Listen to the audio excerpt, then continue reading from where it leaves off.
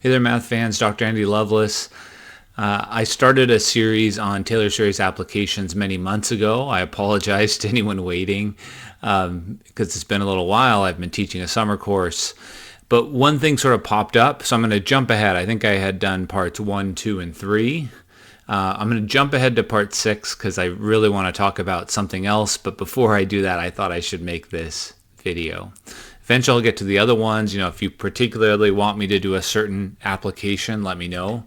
But this one is kind of near and dear to my heart. Okay, so this is just going to be a general discussion, and then I have a couple specific interesting applications I'll follow up with. So this is not so much Taylor series, but I'm going to clump it in with these things. Sometimes we use them to actually study a sequence of numbers. So one video I'll make, and I didn't realize I haven't made a single video about the Fibonacci numbers. I actually know a lot about the Fibonacci numbers. My dissertation was about them. It just seems like such a popular topic that I was like, I'll eventually get to it. And I haven't. I actually use the Fibonacci numbers to talk about how to find large prime numbers and cryptography and generalizations of those. That's what my dissertation was. Boy, that sounds exciting. So I haven't returned to it. Anyways, this is this Fibonacci number where you take the previous two and add to get the next one. You actually can prove a really nice formula for the Fibonacci numbers if you place those as coefficients in an infinite sum. Now, when you first glance at it, you're like, why would that help in any way? And that's a very unusual function. It only converges for some values. But it turns out you can say something about that based off the fact that there's a recursive formula for the Fibonacci numbers. And that's because there are connections.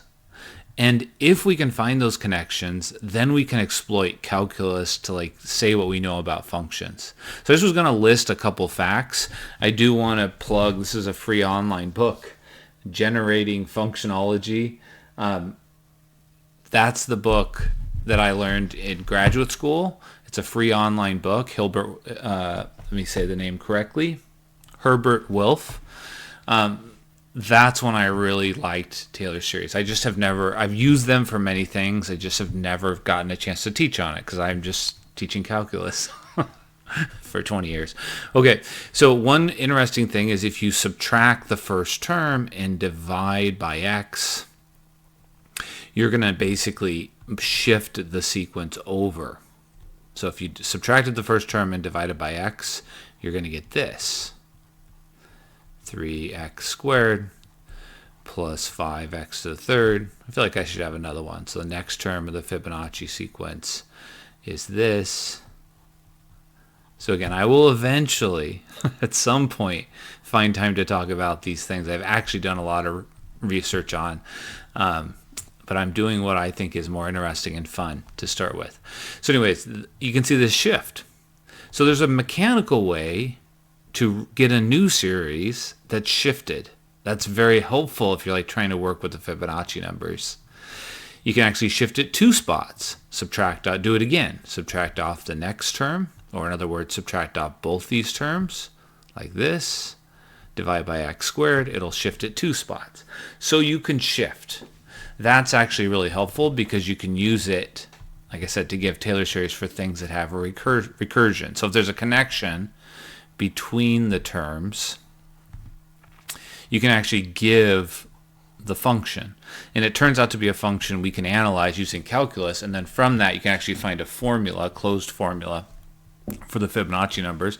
And surprisingly involves the golden ratio values. And anyways, there's plenty to say. That'll probably be a future video. Let me know if you want to see that. Another interesting thing, you can take derivatives. Now when you take derivatives, what does it do? It brings down the power and subtracts 1. So it puts an n in front of it. Oftentimes we then multiply by x to bring this back up.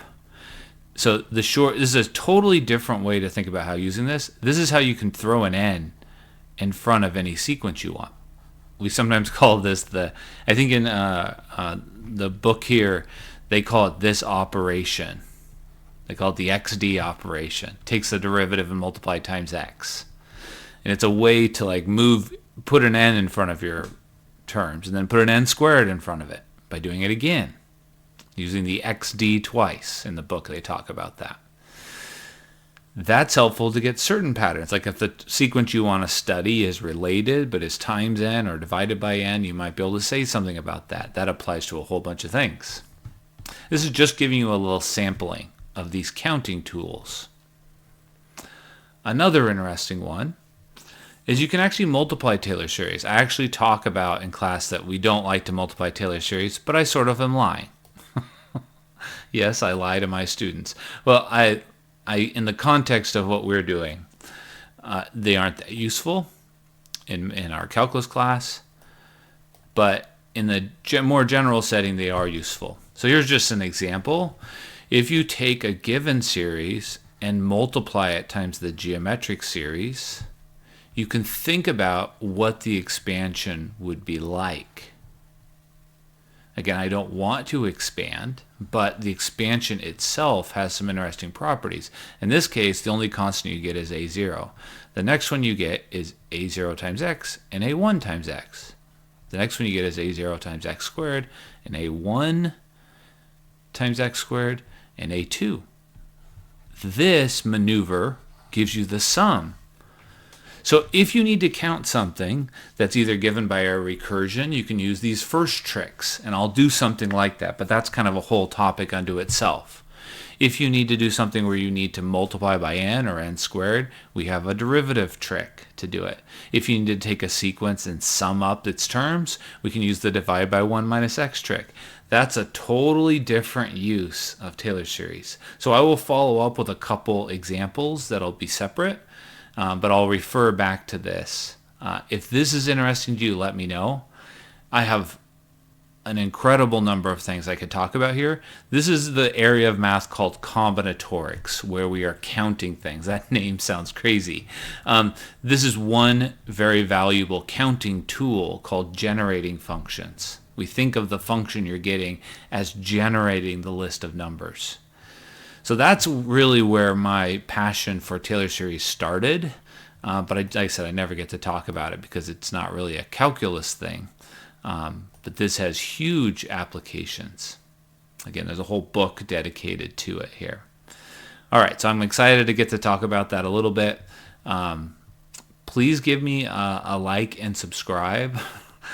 I don't know what happens when I get to 1,000 subscribers. I'm curious now. I think I'm only a few away.